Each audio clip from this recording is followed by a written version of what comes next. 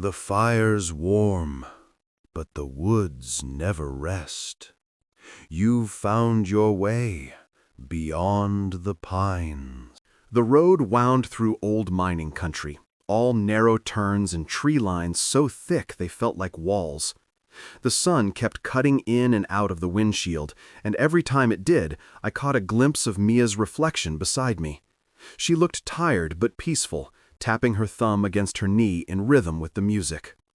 Evan sat behind us, arguing with the GPS. "It says turn left in 2 miles, but there's only one road. Why even have the voice on?" Ruby laughed. "You just don't like a woman telling you what to do." "Hey," Evan said, "I let her get us this far." Dell looked up from his gear bag, wires coiled across his lap. "If we get lost, we can just follow the smell of rust and disappointment." "Pretty sure that's just your mic bag," Ruby shot back. Sam had her camera out the window, filming the tree line as we passed. The lens caught the light once, a flare of gold. She said quietly, "This place already looks like it's waiting for something to happen." Mia turned in her seat. "Can we not start with the spooky lines before we even unpack?" Sam smiled, but didn't answer. It felt good hearing everyone joke again. Since Hollow Hill, we'd all been a little quieter, more careful. But being on the road again, working together, it felt like maybe we were starting to breathe normally. We came around a bend and the sign appeared. Stanton's Creek, ST 1919. The town looked washed out, 2 brick buildings and a boarded-up church. Evan slowed the van, as if the place might move if he drove too fast. "That's charming," Ruby said. "Nothing says vacation spot like condemned architecture." I parked in front of what used to be a general store. Across the street, a man leaned against an old pickup, arms crossed, watching us pull in. "That's gotta be Hank," I said. He didn't wave, just waited until we got out. Up close, he looked like the kind of guy who'd been built by hard work and bad weather. Faded flannel, lined face, eyes the same color as the dust. "You Tyler?" he asked. "Yeah, you must be Hank." He nodded once. "You're late." Evan checked his watch. "By 5 minutes." 5 minutes past daylight, Hank said. "That's when the ridge starts cooling down. You'll want to see it before that." Mia smiled politely. "We can move fast." Hank started walking without answering. We followed him down a gravel path behind the store, through overgrown brush and along what used to be a rail line. Old wooden ties poked through the dirt, half rotted, and the smell of damp coal drifted up from the slope ahead. "So this is it?" Sam asked. "The famous Devil's Vein?" "Not yet," Hank said. "That's still another 1/4 mile." Dell looked around. "So what happened here exactly? The quick version." Hank stopped, resting a hand on a rusted sign that barely hung on its post. Officially, gas pocket, blew a section of the tunnel. 17 men buried. Company blamed it on bad readings and poor supports. They shut it down a month later. Ruby frowned. "That's the official story?" Hank nodded slowly. "Yeah, that's the one they wrote down. The one the company lawyers liked best." He started walking again, boots crunching gravel. "Around here, folks remember something else. Said the men in that shaft started hearing hammering that didn't match theirs. They'd stop working and still hear it. One morning, the sound stopped and the mine collapsed." Nobody said anything for a while. The path narrowed, and we stepped carefully over the old track rail. Sam kept filming, her camera light blinking red in the shade. Evan finally broke the silence. "And you believe that?" Hank didn't look back. "I believe people notice things right before trouble starts." When we reached the ridge, the trees opened into a clearing. The entrance sat ahead of us, an arch of rusted steel and concrete sealed with corrugated panels. Faded yellow paint across the top read 6B. The metal was warped inward, like it had taken a hit from inside. Ruby leaned forward. "That's it?" "That's it," Hank said. "The rest of the tunnels are miles under us. But this one, this is where they found the helmets. No men, just gear. The company welded it shut 2 days later." Dell raised his mic. "Getting a hum down here. Probably wind through the gaps." "Probably," Hank said. He took off his hat and wiped his forehead. "You folks should film what you need before sundown. Hard to see footing after dark." Evan laughed. "What's that mean?" Hank met his eyes. It means the ground's uneven. People get careless out here when the light goes. He put his hat back on, started toward the truck, and left us standing in the fading light, staring at a sealed hole that looked colder than the air around it. I told myself it was just an old mine. I'd tell myself that again later, when I really needed to believe it. We worked until the sun dropped behind the ridge. The air cooled fast, and the smell of dust settled low in the trees. Mia passed me a thermos of coffee as I climbed out of the van. "Still think this place looks normal?" she asked. "Normal enough for an ocean nightmare," I said. Ruby was already unpacking tripods from their cases. "Dell, keep those cables clear of the track ties. I don't want a repeat of the swamp incident." Dell groaned. That was one time, and technically it was mud, not swamp. Sam lifted her camera to her shoulder, testing the light. "You two bicker like we're back in high school." "That's optimism," Evan said. "Means we think we'll live that long." Everyone laughed, short, easy laughter. It felt good. Hank stood a few yards off, watching the tree line. The way his hands stayed on the strap of his bag made me think he was counting minutes until he could leave. "You don't have to stay," I told him. He shook his head. "I'll stay long enough to make sure you know where not to walk. There's a vent shaft that drops straight down about 30 feet. "Good to know," Mia said. "Maybe mark it with something?" "I did," he said. "Someone moved the marker last year." Ruby looked up. "Who else comes out here?" "No one that should," Hank said. Then he turned toward the slope. "Come on, the path's narrow. Keep to the left." We followed him down a dirt cut that wound toward the lower service yard. Broken pallets, rusted rails, and the shell of a loader truck sat in the weeds. A small concrete shed leaned against the embankment, its door half open, hinges red with corrosion. Evan peered inside. "Power box?" Hank nodded. "Backup generator room. Don't touch the panels, they're brittle." Ruby filmed the interior. Nothing but dust, wire spools, and a few boxes stacked in the corner. One box had a half-torn label still visible under the grime. Sam zoomed in. "What's that say? Vale? Something." "Vale Logistics," Hank said. "Old supply outfit. Contracted here in the 80s. They hauled drill parts, safety gear, that kind of thing." "Still around?" Evan asked. Hank shrugged. "Maybe. They changed names a few times. The sign off the highway fell years back." Sam kept filming a beat too long before lowering the camera. "It's weird. The tape on that box looks new." No one answered. By dusk, we had the tents up and lights wired. The ridge took on that blue tint that makes everything look flatter. Dell tested his recorder. The static popped once, then went quiet. Mia handed me a checklist. "Cameras A, set. Audio, set. Thermal rig, charging. Hank says the inner access tunnel is stable for 20 feet. 20's plenty. If it's any deeper, I'm filing for hazard pay." Ruby smirked. "From who? YouTube?" Dell laughed. "You'd have better odds collecting from the Dead Miners Union." The sound of Hank's boots scraped on gravel behind us. "Sun's almost gone," he said. "You want inside footage? Do it now." We looked up toward the sealed shaft. The light was fading, the metal panels dull and cold. Sam lifted her camera again. "Tyler, stand by the door, just for scale." I did. For a second, I thought I felt air on my hand coming through the seam in the panel, but it was probably just the temperature drop. Hank looked over. "Feel that?" "Cool draft," I said.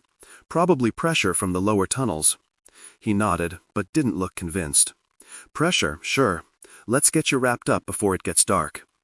That night, as we packed the gear back into the van, Ruby tapped her notes on her phone. "Tomorrow we start early. Hit interior shots first, then interviews. Sound good?" "Sounds good," I said. She smiled. "See? Organized chaos. It's almost like we know what we're doing." I laughed and glanced toward the ridge. The sealed entrance was just a darker patch against the dark trees now. I didn't notice until later that the shed door we'd left half open was closed again. The sky turned black faster than any of us expected. The ridge swallowed what was left of the sun, and the cold crept in right behind it. Dell's lanterns threw long, pale cones of light across the gravel, while Sam checked her battery packs. Hank stood by his truck, engine idling. "You got enough power for the night?" he asked. "Should," I said. "We'll just run minimal lights once we're inside." He glanced toward the slope. "Just remember where the drop-offs are. They don't give warnings out here." Mia offered him a cup of coffee through the window. "You sure you don't want to stay for dinner?" Hank shook his head. "I live down near the creek. I'll be back by dawn." He looked at me a moment longer. "Lock your gear down. Animals get curious." When he drove off, the sound of the truck faded quick, just wind and a low hum from the generator. For the first time all day, it felt like we were alone. Evan stretched, rubbing his shoulders. "All right, Captain, what's the plan?"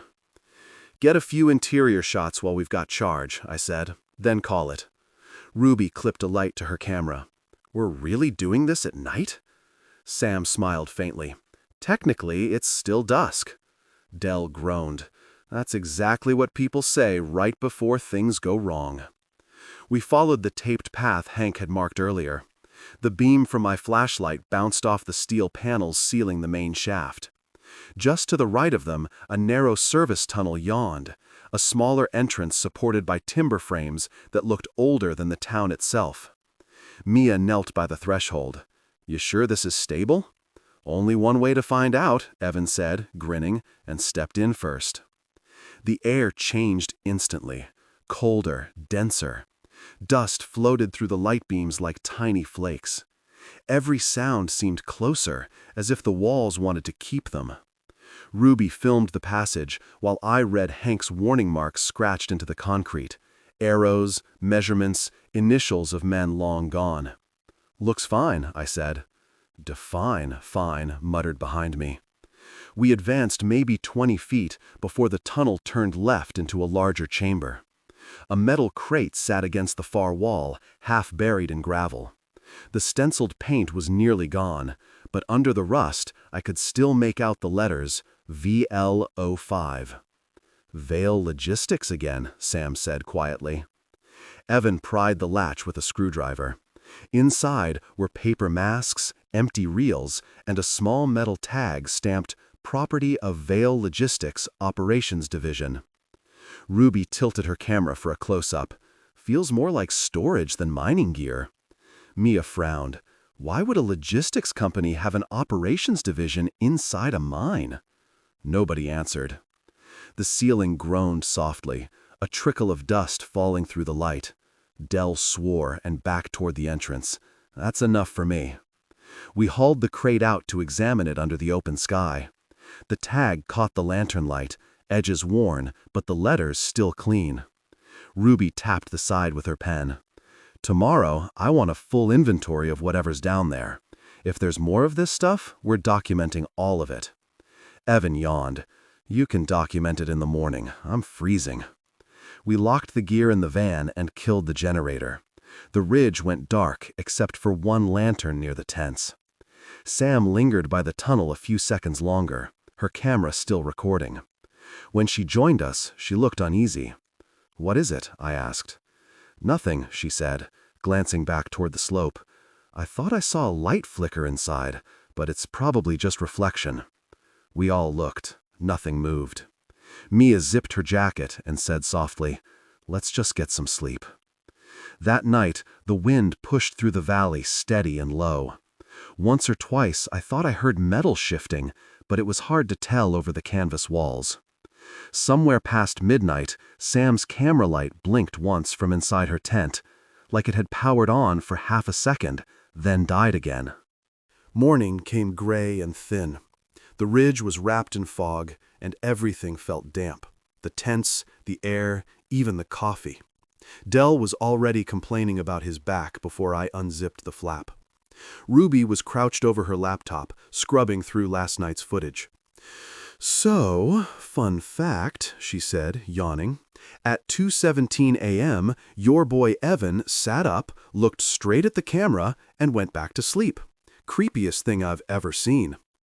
Evan blinked at her, half awake. "Sleepwalking again. Blame the instant chili." Sam rubbed her eyes. Did anyone hear the generator kick for a second around midnight? Mia poured more coffee. Probably a power surge. I wanted to agree, but I'd heard it too. One short burst of sound that shouldn't have happened. Hank's truck rattled up the trail just after sunrise. He stepped out with the same quiet caution as before. "Morning," he said. "Everyone still breathing?" "Barely," Ruby answered. "You got more of those warning markers for us?" Hank handed her a small bundle of stakes. "If you're planning to go further, mark every 50 feet. The tunnel splits once past the chamber." Evan perked up. "Splits? As in, there's more than one way down?" Hank nodded. "Yeah, one route hits a dead end. The other," he hesitated, "the other's been sealed since before I was born." Mia looked up. "Sealed how?" "Concrete door. No hinges, no bolts, like someone poured it shut from the inside." That stopped conversation for a second. "Where is it?" Sam asked quietly. "Past the service chamber," Hank said. "You'll know it when you see it. Big warning stencil on the wall. Company painted over it once, but the letters bled through again." He shouldered his bag. "I'll come part way. After that, it's your show." By late morning, we were back at the tunnel mouth. The fog hadn't lifted, it just hung lower. We carried lights, recorders, and fresh batteries. The wooden supports creaked under every step. Dell muttered, "This place is going to collapse if I sneeze." "Then don't," Ruby said. Sam kept the camera steady on Hank as he led us deeper. "Keep close," he said. "Air's thinner past this bend." The chamber with the VL-05 crate looked smaller in daylight.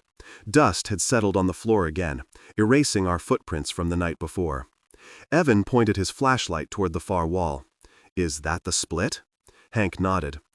"Left side's the old loading tunnel, right's what they sealed." The right-hand path was blocked by a solid slab of gray concrete set flush into the rock. A faint stencil still showed through. "Vale Logistics Operations, authorized personnel only." Ruby whistled. "That's not a miner's patch job." "No," Hank said. "Company sent a private team after the collapse. No one local worked this section again." Mia ran her hand along the edge. "You think they were hiding damage?" "Maybe," I said. "Or hiding something they didn't want found." Dell's mic picked up a faint metallic thump. We froze. "Relax," he said quickly. "That's just me bumping the boom." But Sam's camera light caught a detail none of us had noticed before. A rusted handle sticking out near the floor, half buried in the gravel, like the top of a hatch. Evan crouched down. "That supposed to be there?" Hank frowned. "Never saw it before." He brushed the dirt away with his boot until a small metal panel appeared, no bigger than a suitcase lid. Ruby filmed from over his shoulder. "That's not mining equipment either." Hank leaned in, squinting. "Could be a service access, or storage."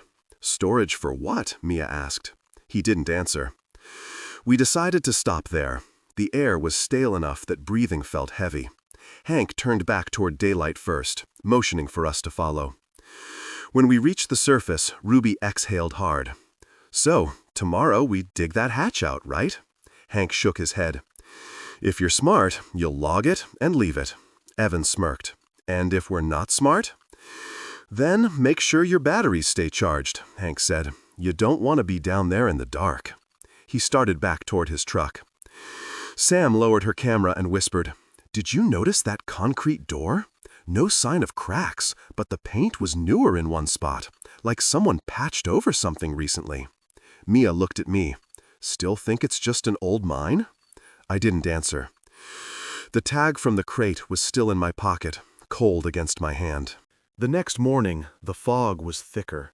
It pressed low against the trees like smoke that didn't know where to go. Ruby was the first one up, already unpacking gear by the tunnel mouth when I walked over. "Sleep much?" I asked. She shook her head. "Been thinking about that hatch." "Yeah, me too." Mia joined us with her jacket zipped to the chin. "You're both crazy. If we start digging, Hank's gonna lose it." Ruby shrugged. "He'll live." Evan came out of his tent rubbing his eyes. "So we're doing this, huh? All right, let's make it fast." Hank's truck rumbled up just after breakfast. The way he stepped out told me he already knew what we were about to do. "I told you not to open that thing," he said flatly. Ruby met his stare. "And if we find a chamber under there, we'll have it on record. That's the job." Hank sighed through his nose. "Your funeral." But he grabbed a shovel anyway. It took less than an hour to clear the debris. The hatch lid was heavier than it looked, thick steel with a recessed handle. Rust cracked when we pried it open. Beneath it, a narrow stairwell led down into concrete darkness. "Air's stale," Hank muttered. "No drafts." Dell set up the lantern on the first step. "Smells like paint thinner." "Old chemicals," Sam said quietly. "Ventilation's probably sealed off." We descended single file. The stairs turned after 15 steps, ending at a short corridor lined with peeling white tiles. At the far end, a steel door hung slightly open. A small plate was bolted above the frame. "Vale Logistics, Field Office 6B. Evan whistled low. "Field office? In a mine? That's not shady at all." "Keep the cameras rolling," Ruby said. Inside was a time capsule. Desks coated in dust, rotary phones, and an overturned chair. Folders lay scattered across the floor, pages curled with moisture. A wall calendar read June 1993. Sam lifted her camera toward a filing cabinet half collapsed against the wall. "You're seeing this, right? That's their logo, same as the crate." Ruby nodded. "Get it all. Every label, every tag." Mia knelt by a metal box near the corner. Guys, these are tapes. VHS." She held one up. The label read, "Surveillance, Shaft 3A, Night Log." Dell grinned. "Well, that's not ominous at all." There were at least a dozen more in the box, plus a few reel-to-reel audio tapes, and a faded envelope marked Incident Review. Hank stayed by the doorway. "Take what you want, but don't run those here. I mean it. Get back topside first." His tone made everyone stop. Ruby lowered the camera. "Why?" "Because that door is not the only thing they sealed." Back on the surface, we spread the tapes out on a tarp. The sunlight made the black plastic gleam. Dell brushed off one cassette and laughed nervously. "Half these things probably won't even play." Sam checked her camera monitor. "I've got adapters in the van. We can digitize a few minutes at least." Hank turned toward his truck. "Suit yourselves. I've seen enough." He drove off without another word. Ruby set up the playback unit while Mia took notes. The first tape clicked. The image rolled with static, then stabilizing into grainy black and white footage of the mine interior. We watched in silence. A timestamp read 04/11/93, 22/14/37. For nearly a minute, nothing moved, just an empty tunnel and flickering lights. Then a faint shape passed the frame, tall, thin, the motion too slow to be a person. Dell leaned closer. "That was inside here?" The figure moved again, closer this time. The light warped slightly around it, and the feed cut to snow. When the screen cleared, the timestamp had jumped ahead 3 hours. Sam whispered, "Rewind that." Ruby did. The image jittered, then froze right before the static hit. For a single frame, something reflected in the camera lens, a shape in a wide-brimmed hat standing just behind the operator. The audio crackled, and a low voice, maybe a man's, said something none of us could make out. Mia turned off the monitor. "We're not watching the rest of that down here." Nobody argued. The ridge was quiet again that night, but it didn't feel like the same place. Mia had set a small fire in the metal drum we'd been using for warmth. Sparks drifted up into the fog, bright for a second before vanishing. Evan poked the fire with a stick. "So, let's take a vote. Who thinks the tape was real?" Dell shook his head. "Real as in what? Some tall guy in a hat wandering around a mine in 93? Sure, could have been a worker." "Workers don't make lights bend like that," Sam said softly. Ruby rubbed her temples. Before we start summoning ghosts, let's remember it's a 30-year-old tape. Static can do weird things. Static doesn't wear a hat, Evan said. Nobody laughed. I pulled the envelope marked Incident Review from my jacket pocket and laid it on the table between us. Found this with the tapes, I said. Mia leaned closer. You opened it? Not yet. Ruby hesitated, then reached for it. Inside were 2 yellowed pages and a Polaroid. The photo showed the mine entrance, same as it looked now, except the sign over the arch was new, and there were 3 men in hazmat suits standing in front of it. Sam pointed at the far edge of the image. There, see that? In the shadow beside the doorway, a faint shape stood half visible, tall, narrow, hat brim catching light from the flash. Dell muttered, could be a mark on the film. Sure, Ruby said, voice tight, a mark shaped like a person. The generator coughed, then cut out. The sudden silence felt heavy. Evan stood. I'll check it. Mia grabbed her flashlight. I'm coming with you. The rest of us stayed by the fire. Without the generator's hum, the valley sounded hollow, just the crackle of wood and the distant drip of water from the ridge. Sam adjusted her camera. Battery's full, she whispered, mostly to herself, still running clean. Then her screen flickered, static for half a second, then fine again. Dell frowned.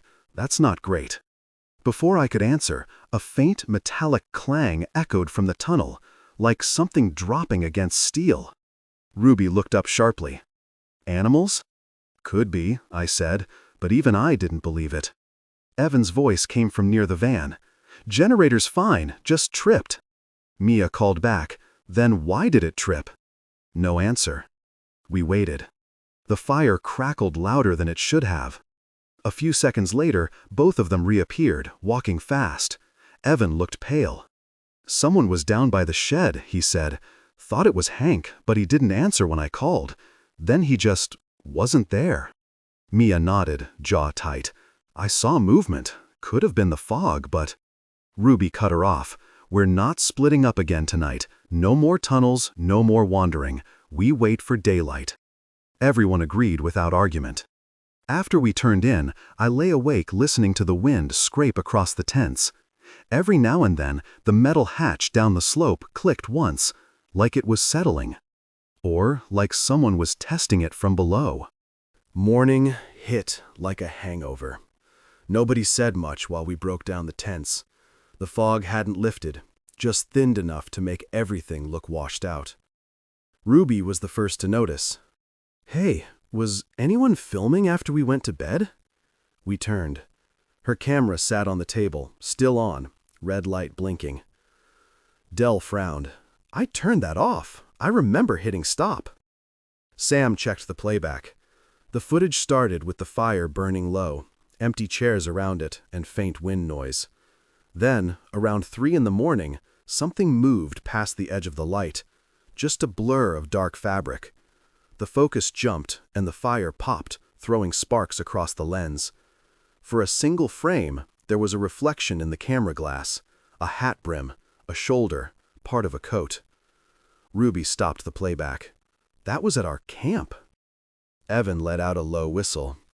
Okay, so maybe not a miner's ghost, but somebody's out here messing with us.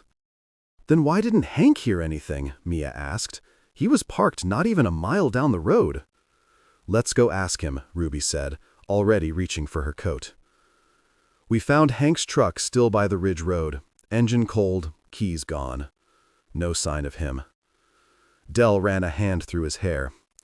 Great, missing local, classic horror checklist. Don't start, Ruby said. Sam looked down the trail toward the mine. There's only one way he could have gone. Nobody wanted to follow, but we did. The fog thickened as we descended.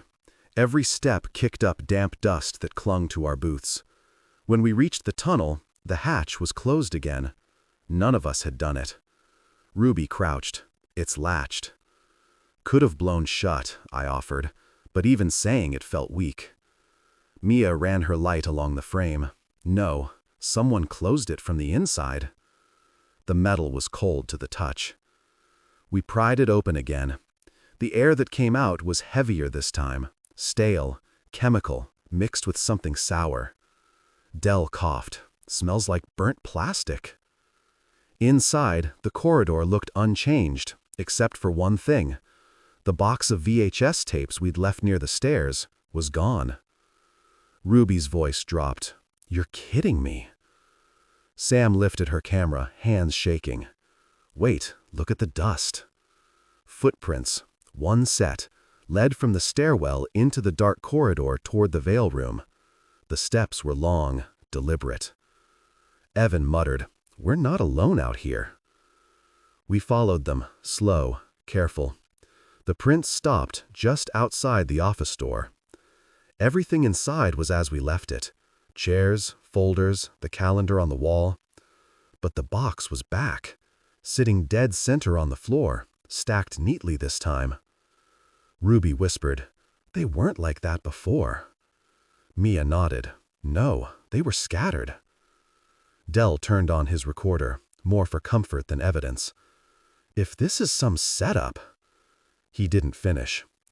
A low hum started somewhere deeper in the tunnels, like an engine idling far away. The air vibrated softly in our chests. Ruby said, "Tyler, please tell me that's the generator." It's not. The hum stopped as suddenly as it started. For a moment, all I could hear was my own breathing. Then, from the end of the corridor, came a slow, dragging sound, like something heavy sliding across concrete. Sam's light caught movement just before it went out completely. We ran for daylight. None of us spoke until we were back at camp. The fog had thinned, but it didn't make the air feel any lighter. Ruby bent over her knees, shaking. "We're done. We pack up and leave, right now." I looked toward the ridge, where the mine entrance was just visible through the trees. The hatch was closed again. And this time, we hadn't touched it. We broke camp fast. Nobody argued this time. The fog had cleared just enough to see the ridge, gray against a pale sky. Everything was silent except for the crunch of gear being shoved into cases. Mia checked the van tires. "We're fine. Let's just go." Ruby nodded. "We've got enough footage for 10 episodes. I don't need a ghost bonus." Evan forced a laugh that didn't sound right. "Guess we'll bill Vale Logistics for overtime." Dell closed the back doors and slapped the handle twice. "Let's roll before somebody changes their mind." The road out of Stanton's Creek wound through narrow switchbacks. Halfway down the first grade, the van shuddered. Ruby turned from the passenger seat. "What was that?" "Front wheel hit something," I said, easing off the gas. A second later came a loud pop. The steering pulled hard right. I fought it to the shoulder and stopped. Mia climbed out first. Tires gone. The right front had split clean across the tread, the rubber hanging in strips. Evan stared. "We didn't hit anything sharp." "No," I said quietly. But someone loosened the lugs. All 6 bolts were half-turned, clean metal shining through the dust. Dell muttered, "Guess that confirms it. We're not alone." We changed the spare fast, but the nerves stayed. The road bent along the creek, leading to the main highway, and that's when the radio in the dash crackled to life.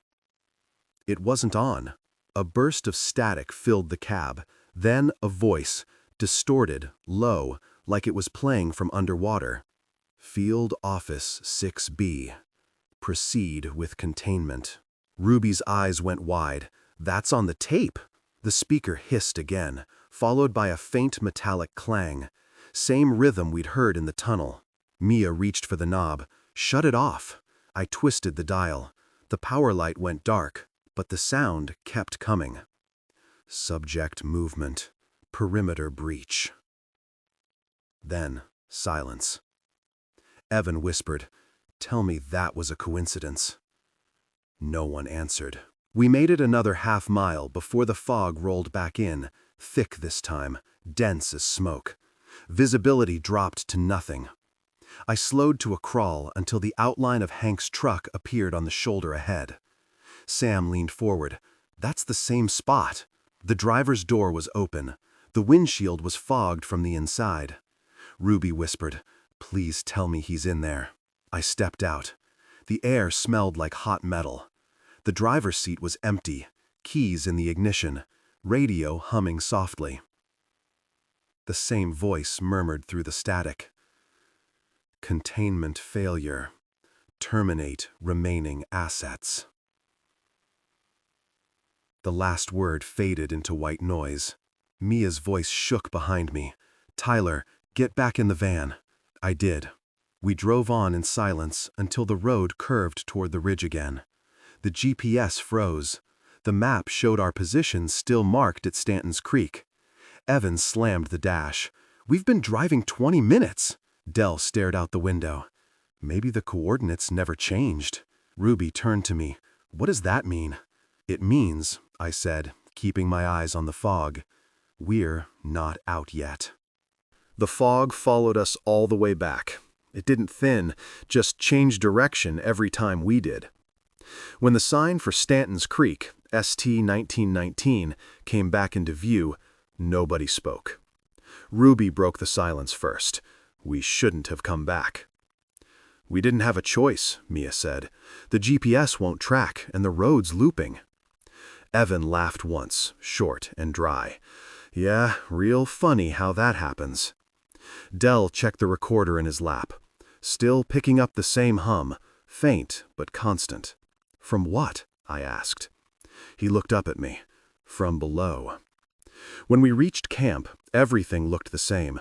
Tents still up, lanterns right where we'd left them, but the generator was running. We hadn't started it. Mia shut it off. "Fuel tank's half empty. Someone's been here." Sam's camera light clicked on with a soft beep. She turned toward the slope. "It's coming from the tunnel." Ruby exhaled slowly. "Of course it is."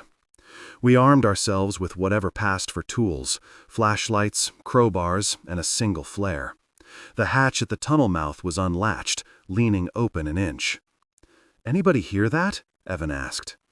A steady clicking came from inside, metal against metal, slow, deliberate. I pulled the hatch fully open. The smell hit first, stale, chemical, like the air had been sealed too long. "Stay behind me," I said. We moved in. The corridor looked different this time. A strip of emergency lighting pulsed along the ceiling, one bulb every few feet, faint orange. None of it had power yesterday. Ruby whispered, "Who turned those on?" No one answered. The Veil Room's door was open. The light flickered through it, just enough to show the boxes stacked neatly against the wall again. In the center of the floor sat the playback monitor. It was on, screen glowing gray. Dell's voice cracked. "We left that upstairs." Sam stepped closer. The monitor showed a live feed, our own tunnel, from some camera angle we hadn't set up. The timestamp read, "Live, 06:42 a.m." On screen, we could see ourselves, frozen in the frame. Behind us, down the corridor, a tall figure stood just beyond the light. Hat, coat, still. Mia whispered, "Tyler?" "I see it." The monitor flickered. The figure took one step forward. The sound hit next, slow, dragging footsteps echoing from the real corridor behind us. We turned as one. Nothing there. When we faced the monitor again, the feed was empty, just the tunnel, and the faint hum that matched the one on Dell's recorder. Ruby swallowed hard. "We're done. We leave the gear, we leave everything." Dell nodded fast, seconded. Sam didn't move. She was staring at the wall behind the monitor. Wait. A section of the tiles had been scraped clean. Words scrawled in faded red marker read, "VL-Project 06B. Site contained. Do not re-enter." Mia stepped closer. "Then who turned the power back on?" Nobody answered. The hum deepened, vibrating in our chests until the lights buzzed and blew out. In the dark, something brushed past my shoulder. Cold, dry fabric. Then, the generator outside, cut off. The emergency lights never came back on. We were running blind, every step echoing too loud against the concrete walls. Ruby's voice cut through the dark. "Everyone, head for the stairs, now!" My flashlight bounced across rusted pipes and peeling paint until it caught the corner turn. Dell was just ahead, Sam right behind him. Mia's hand locked around my sleeve. "I've got you," she said. We burst into the stairwell. The air smelled like ozone, sharp and electric. The hum had changed pitch, deeper now, almost a vibration you could feel in your ribs. Evan cursed under his breath. Something's charging up down there. Then the floor trembled. Dust rained from the ceiling, followed by a metallic pop that made everyone flinch. "Go!" Ruby shouted. We climbed fast. Halfway up, the lights below us flickered once more, just enough to show a shadow rising on the wall. It stretched impossibly long, coat edges fluttering even though there was no wind. Dell froze. Oh, hell no. The wall beside him cracked. A support beam split with a groan that sounded almost alive. I grabbed Dell's collar and hauled him forward. "Move!" We reached the hatch. Evan threw his shoulder into it, forcing it open just as another rumble shook the ground.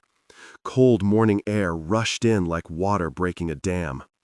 We spilled out onto the slope, coughing through dust and chemical smoke. The hatch slammed behind us, metal screaming. For a long minute, nobody said a word. Just the sound of breathing and the faint tick of cooling metal. Ruby sat down hard. "Roll call." "1," I said. "2," Mia rasped. "3," Dell groaned. "Pretty sure I left part of my knee back there." "4," Sam said, still clutching her camera. "5," Evan muttered, staring at the hatch. "Where's Hank?" Silence. We turned. His truck was still at the ridge, driver's door open, radio whispering static. On the seat lay one of the VHS tapes, the label gone, plastic cracked. Sam lifted her camera. "We need to document this." Ruby didn't argue, she just nodded. When Sam powered it on, the viewfinder lit up, and the last thing it had recorded began to play. It wasn't our footage. The timestamp was from that morning, minutes ago. The image showed the same corridor, the same broken beam we just passed. The frame panned left, slow and shaky. Then he stepped into view. Tall, gray-skinned, hat brim low over eyes that caught the light like glass. That awful ear-to-ear grin frozen on his face. His coat moved in ripples like it was breathing. He stopped, facing the camera directly. The image warped, bending inward as if gravity had shifted. The audio cracked, static layered with a low human whisper. "Oh, you should have stayed out." The feed ended. Mia shut the camera off. "Tell me that wasn't live." Ruby's hands shook. "We're leaving the equipment, everything. No edits, no uploads, no nothing. We walk until we hit signal." I looked back at the hatch one last time. The fog around it pulsed, faintly, like it was breathing in time with us. But I didn't say that out loud. We didn't stop driving until the sun was halfway up the sky. The fog finally broke just outside a town called Silver Hollow. 3 stoplights, a diner, and a worn-out motel with a blinking vacancy sign. Nobody spoke during check-in. The clerk barely looked up, just slid the key cards across the counter. We took 2 rooms, Ruby, Mia, and Sam in one, Evan, Dell, and I in the other. The first shower hit like cold mercy. I didn't realize how bad the mine smell had soaked into my clothes until I saw the water run gray down the drain. When I came out, Dell was sitting cross-legged on the carpet with his laptop open, cables spilling everywhere. "Couldn't wait, could you?" I said. He shook his head.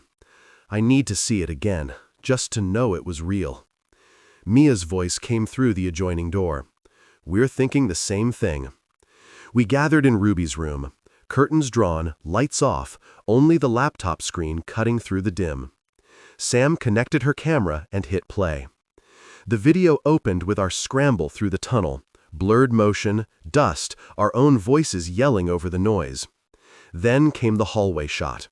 The feed steadied, focused, and there he was again, the tall figure at the end of the corridor, head slightly tilted, that impossible grin catching the edge of the light. Evan rubbed his face. It's him, the same one from the old tape. Ruby leaned forward. Freeze it. Sam paused on a single frame. The image distorted slightly at the edges, as if the camera lens itself didn't want to hold it.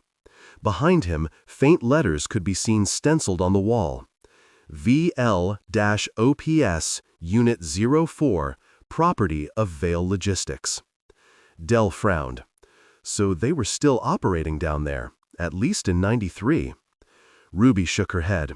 Or later. Look at the timestamp. We did. It wasn't from the '90s. It was today's date. Nobody said anything for a long moment. Mia whispered, "That's impossible. That camera wasn't even recording then."